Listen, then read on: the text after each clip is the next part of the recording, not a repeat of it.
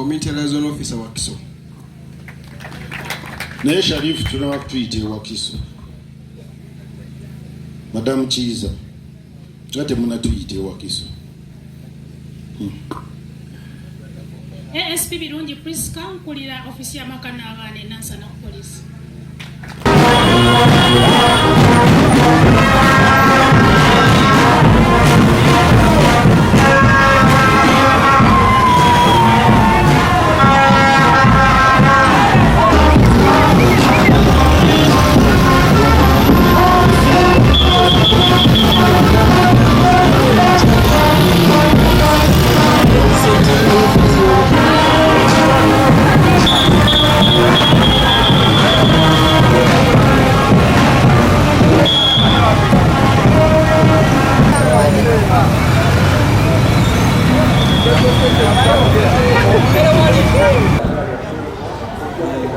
So, regional zero aliwa.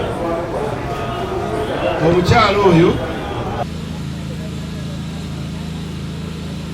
kobe wa kiragala, kobe wa kyenvu, owaki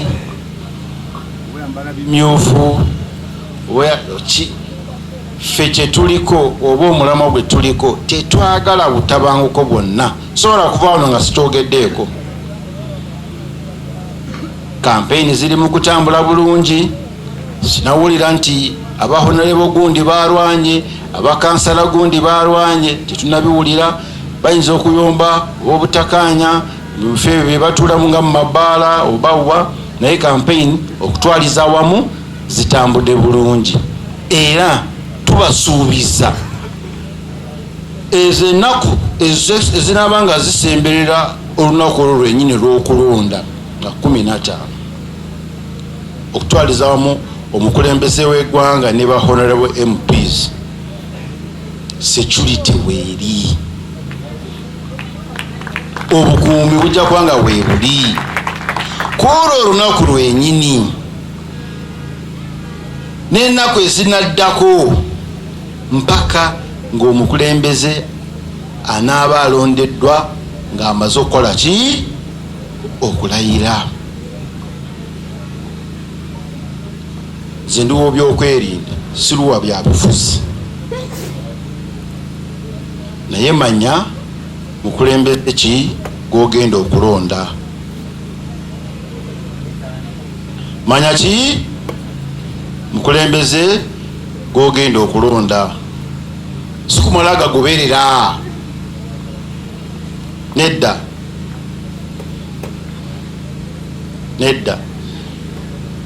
Edda bwe twali nga tukyali bato nga tuzanya omupiira nga ku break oba lunch break. Twazanyanga omupiira nga toyina ludda lwomanya nti nze side ndina okuza side eno oba side eno. Nga just wetolola bwetolozi mu kisaawo. Kubanga oyagala okola akavuyo ono omusambe agwe wansi. Oddeero n'ono omusambe agwe wansi. Ng'ebyo bye tuzanya. Kati bye mwagala oba bye tulimu?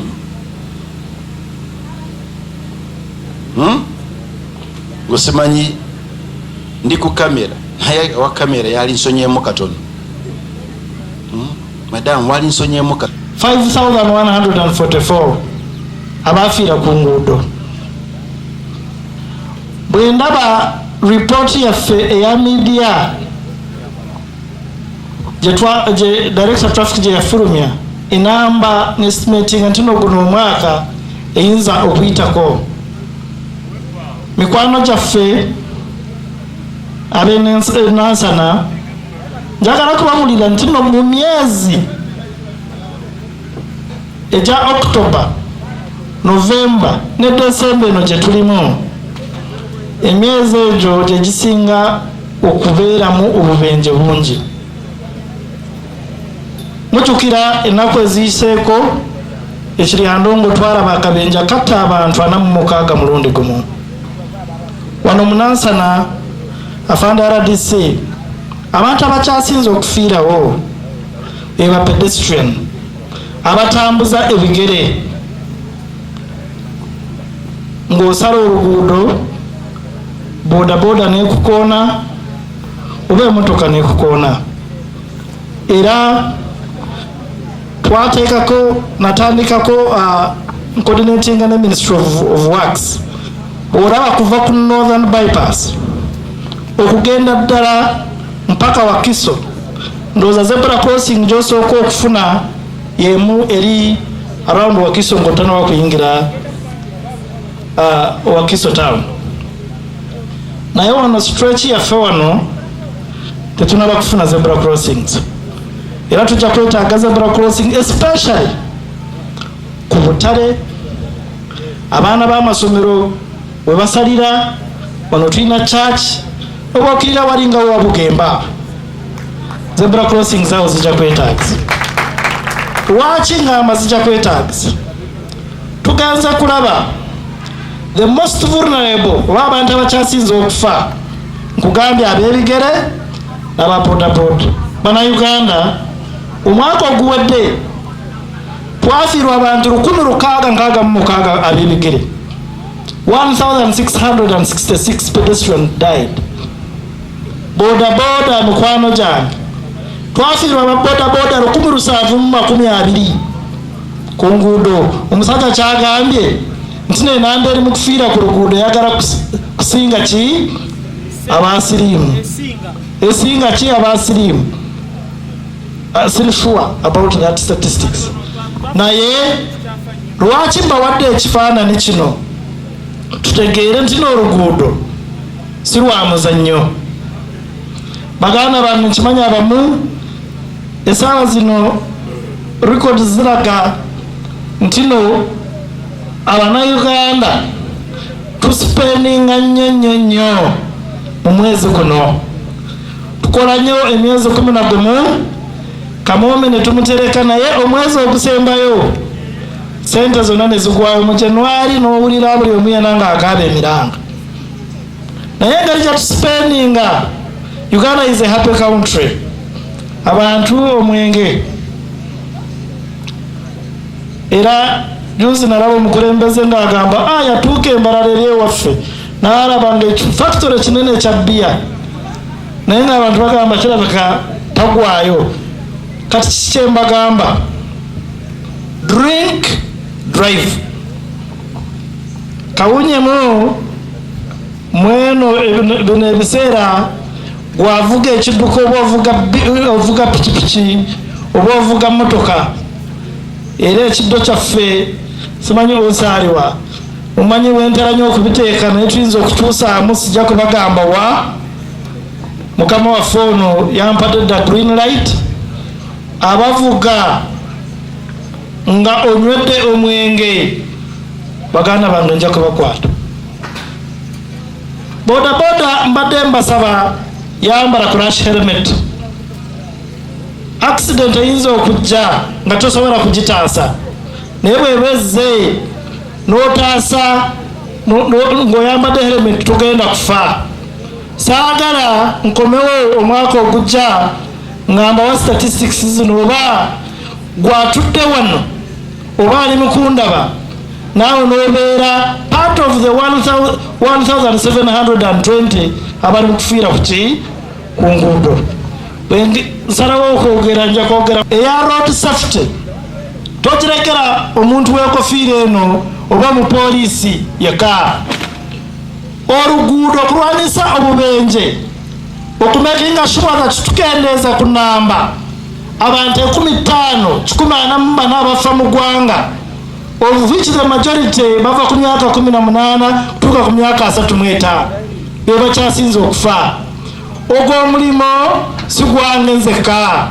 Reverend atudde wano otegedde enamba eyo. Oba ogenze mu kyaki nyabula abantu babulire nti n'oluguudo it's not a playing ground. Bw'obanga oli masheekh wano, sheekh nkulabyeyo ng'oyingidde mu muzikiti, abantu bagambe chairman LC1 bw'obanga ogenze mu meetings zo babulire nti no bannanga Abannayuganda bagwera ku luguudo abantu 15,000 be bafa buli mwaka. Tulwane wamu obubenje buno tubukendeeze. Mwebale nnyo. Ow'abaana, ow'enguudo, owa community, buli omu alina obubaka naye kakati nze obubaka bwange mu sizoni eno MC yakyogeddeko obutabanguko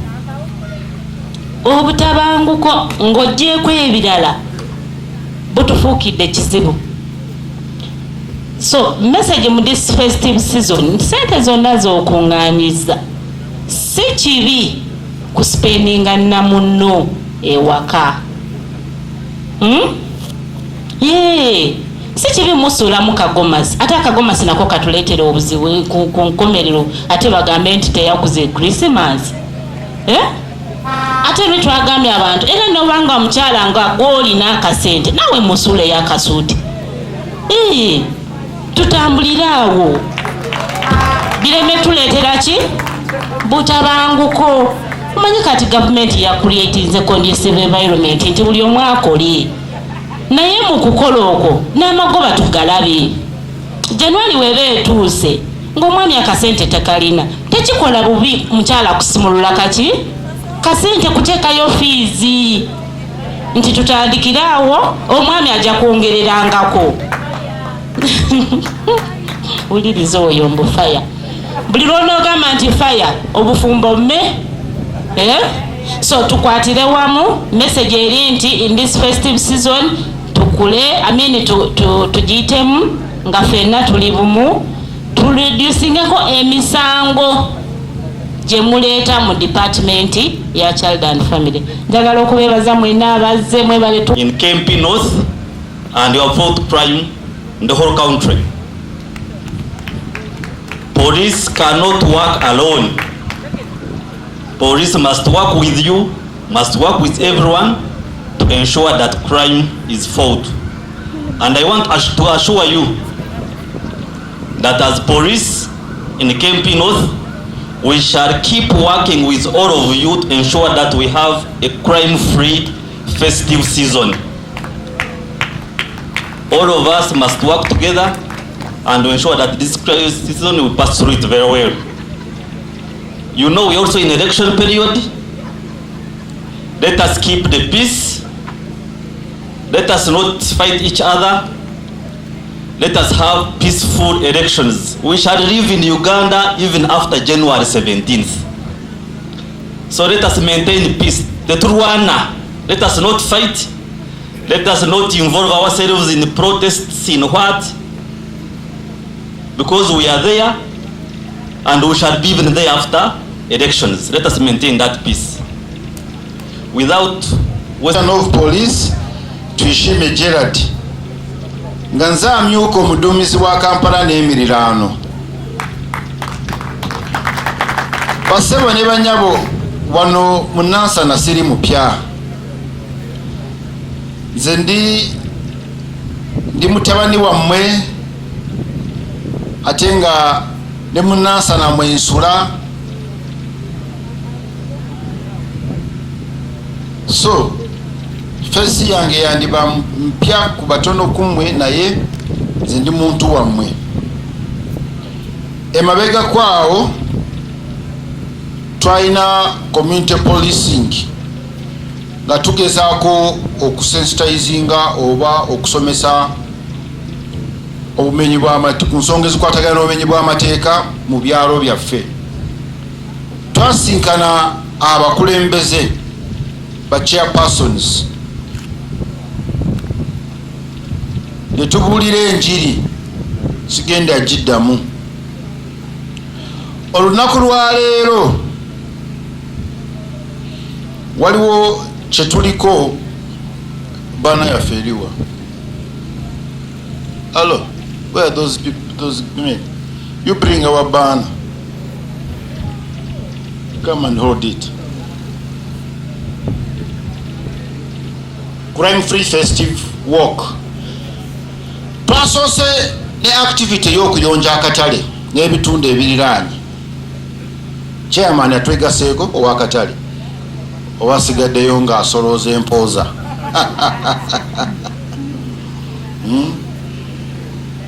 Kaakati kye twakoze omuzungu kyasobola okuyita social corporate responsibility. Nze nabagambye seetisa emmere oba nti waliwo akasawo kendina ye mami aliwa treasurer wa asigadde ye mabega. So kyetuliko bagamba nti creating a crime free society through engaging the community in fighting crime collectively, okukwataganira wamu n'abatuuze okulaba nti tulwanyisa obumenyi bw'amateeka. Security etandikira ku ggwe omuntu. Kati ffe police wadde tulina obuvunaanyizibwa mu ssemateeka akawaayiro ki article 212. How do you translate that? Nalongo jangu wano teeka okunyonyeza n'okuba nga tukola n'emirimu emirala nga beberambu oluganda luganya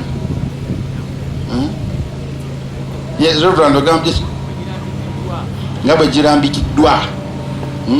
So nolwekyo ffe poliisi oba kanjogere bwe nti mu lufuutifuuti twongerezaako, naye ate bwe tuba nga tukola emirimu gino ffe ekyaffe tetusosola.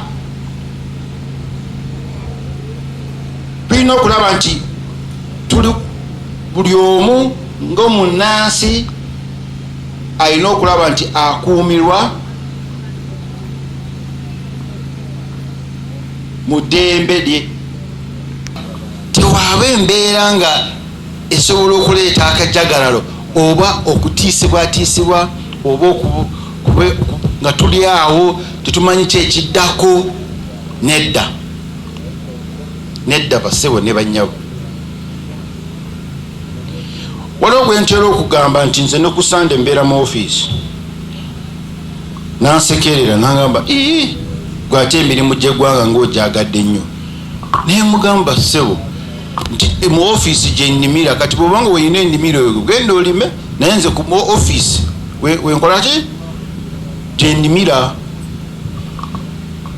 Wali olabyeko nga police station bagigaddewo bataddeko enkufulu, bagambye tunyuse tujja kukomawo enkya. Awanike omukono. Kati teebereza nga police station zigaddwa kiringa okulugalawo eddwaliro. Waliwo atasobola okulwala oba okubaako nemune nga tasobola kulwala. So emirimu gyaffe gyakulaba nti obuweereza bwe tuwa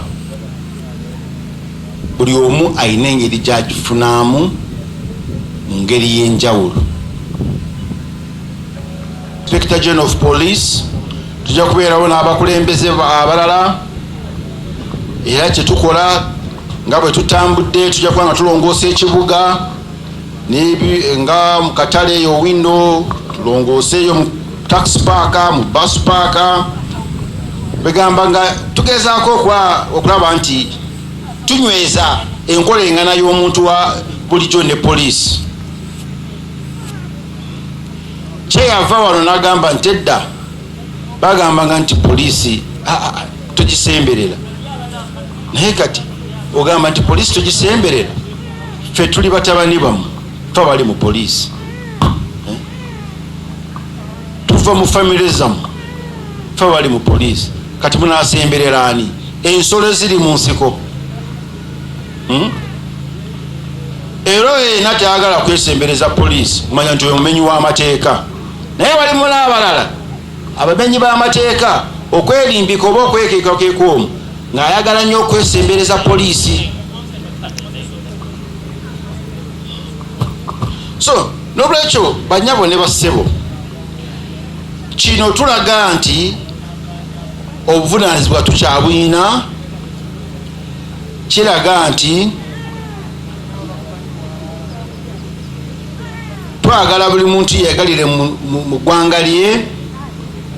Akaseera kano ke tulimu tuyingira festive season, abantu bajja kuba nga balina emikolo mingi.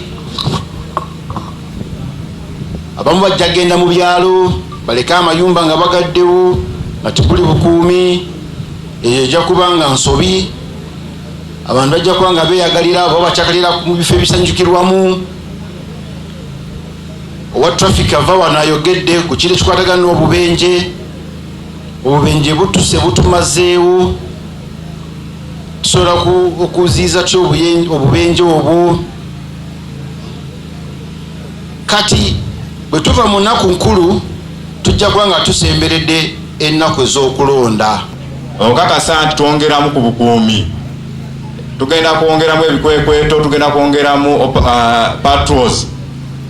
Naye nga tukola patrol nawe tuyambeko omuntu wa bulijjo nga kyeŋŋambye nti kakasa nga onyweza oluggi lwo, kakasa nti ovaawo buvi oleka amaka mugende mu kyalo buli omu eto mumala kweteeka olusi ku mitimbagano.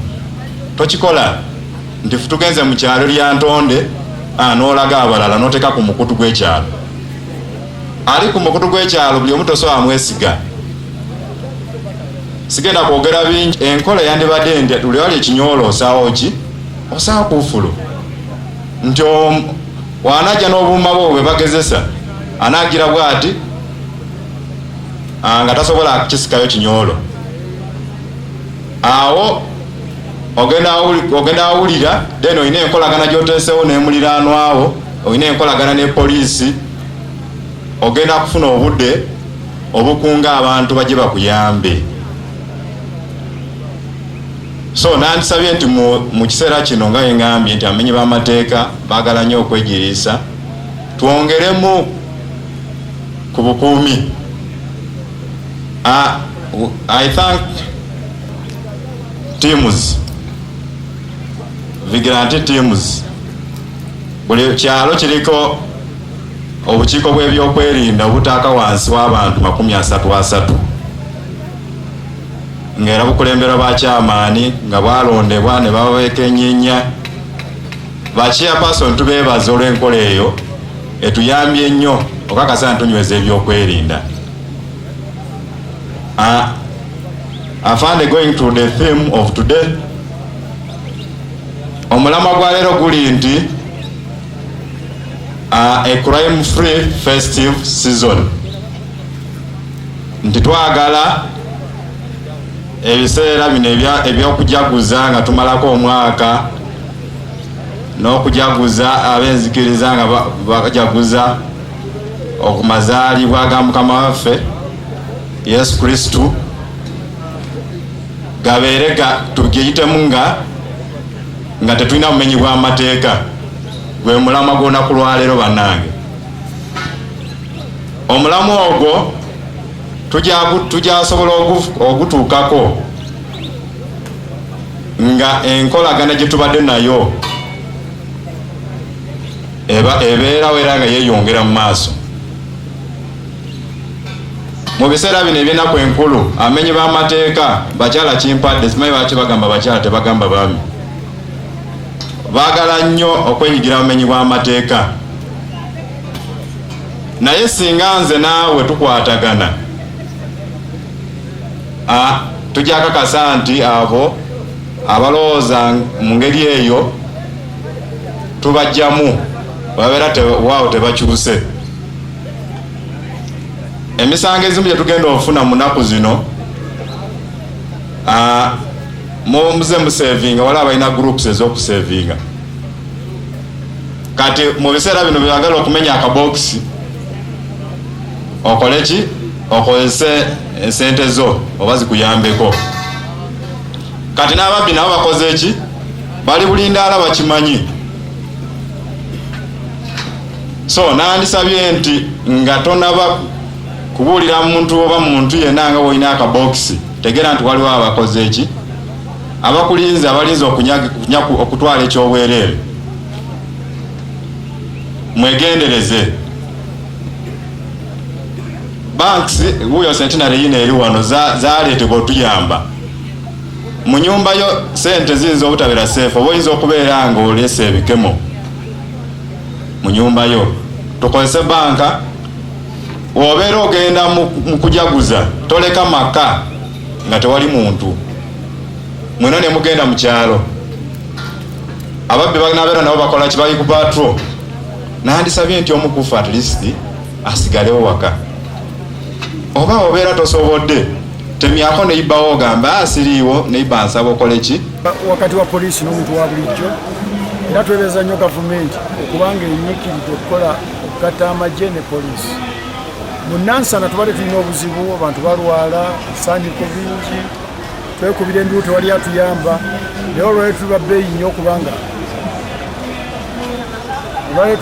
okubeera nga poliisi evuddeyo yonna mugambirira n'amagye ne bajja tulongoosa akaleke Nansana tubadde tulina ebitusoomooza Nansana abantu balwala tulina endwadde za malaria tulina endwadde za covid tulina endwadde za naye ziva mu bintu ebyo byebatunda bimulabe senga biremerawo enswera nezigenda ku bintu ebyo ate ntubirya abantu baffe bafa naye poliisi etukoledde kya bbeeyi nnyo wamu ne gavumenti okuba nti batuwadde bazze ne batuwa ekyokulabirako bakuŋŋanyiza kasasiro yenna era mbala tujja kumala wiiki nga 2 ng'ebisaaniko tebiolwa wa poliisi byonna ebitudde n'amagye byonna babikuŋŋanyiza ne babiteeka ku mmotoka ne babitwala naye nsaba bannayuganda bonna mu kaseera kano ke tulimu kannaku nkulu babeere beebeereremu baleme kulowooza nti gavumenti ejja mukuumira n'ekeewuwe abantu mwekuume ate muwulize n'amateeka ga gavumenti geegamba omukulembeze w'amagye yagambye mwenna buli omala okulonda akalulu ennaku z'omwezi 15 January ng'omala okulonda akaludde eka senga banakukwatira mu kifo ekitali kituufu bajja kusiba obukuvunaana mukole ebiragiro nga babitwala obanga babigamba singa gavumenti nekwata nekunyweza okuta kijja kutwala tayimu kubanga tewali akulawo pa tewali gavumenti yenyini ekwekwatidde naye nkubiriza era nsaba gavumenti etuyambeko ku katale kano ak'Nansana etuzimbirewo ebizimbe ebyomulembe kuba abantu baffe abatasoma naddala abatasoma bali bangi nnyo egyo emirimu pulezidenti yabawa wakati yabawa sente za PDM balina zikozesa mu katale omwo sente ya PDM bagikuwa nga olina omulimu gwogwo wakatale oba ogenda kuwangula naye bazikuwa nti olina kyokola nyinza n'okuba nti ozikwatako kubanga ojja zizirayo zisasule mu nnaku z'omwezi mu myaka 3 myaka 2 ng'ozikozesa omwaka gumuzirewo kubiriza bannayuganda bonna mbawa omukisa guno oba n'okubeebaza Christmas etuuse mwegendereze nnyo mulabe nga muyita mu Christmas mukama abatuuse ku lunaku olw'okulwa erinnya Mugabi Samuel Bukenya yeesimbyewo ku division mayor wa Nansana tumusanyufu leero nti tuli mu kitundu kyange kyennyini kyensulamu era kyenzaalibwamu nga twegasse wamu ne poliisi okukola bulungi bwansi ekitundu bwe bajja okukola bulungi bwansi kiba kitegeeza kirina ebizibu by'obuyonjo mu kasasiro ebibuga bino ebikuze ebizibu mu bibuga kasasiro naye njagala okwebaza Uganda Police ne UPDF nti batwegattidde wamu n'ebitongole ebyenjawulo ne tujja tulongoose kano akabonero kakulaga nti omulimu guno gwetaagibwa okuba nga gukolebwa mu Nansana buli bwe tujja ne tulongoosa kitegeeza waliwo obwetaavu bwa kujjamu abantu kasasiro era njagala okutereeza Nansana nga kasasiro takyasasulibwa ssente nnyingi zisasulibwa abantu kyova olaba mungi kasasiro twetaaga tumuteeke ku ssente entono eziri affordable buli muntu abe nga asobola osasula kasasiro kumujja mu bantu kasasiro ono ssente z'ebizimbe ze zirina okujja kasasiro mu Nansana Nansana esasula omusolo bagirakinze nga nnamba emu mu Uganda mu kusasula omusolo kitegeeza twandibadde tetukyalina kasasiro mu Nansana kitegeeza nti tulina okukyusa obukulembeze obwa Nansana division tulabike nti Nansana eddayo mu ntikko kwe yali okulaba nti Nansana eyonjebwa ku